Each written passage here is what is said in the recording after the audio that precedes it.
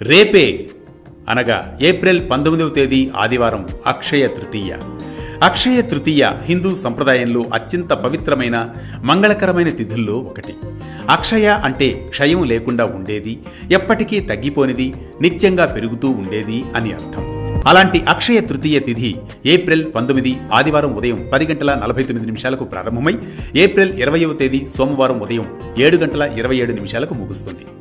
అక్షయ తృతీయ పూజా ముహూర్తం ఉదయం 10:49 నుంచి మధ్యాహ్నం 12:34 వరకు.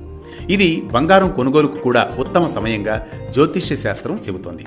శ్రీ మహావిష్ణువు 6వ అవతారమైన పరశురాముడు ఈ పవిత్రమైన రోజున అవతరించినట్లు మన పురాణాలు చెబుతున్నాయి. ధర్మ సంస్థాపనకు, అధర్మాన్ని నాశనం చేసేందుకు పరశురామావతారం జరిగినట్లు భావిస్తారు.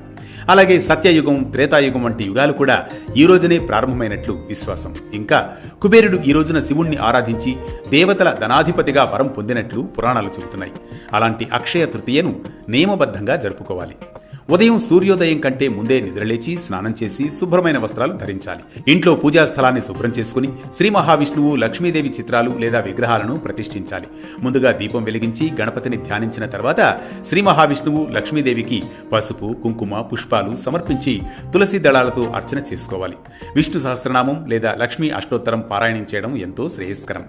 నైవేద్యంగా పాలు, పళ్ళు, చక్కెరతో చేసిన ప్రసాదం సమర్పించాలి. ఈ రోజున దానం అన్నది అత్యంత ముఖ్యమైనది.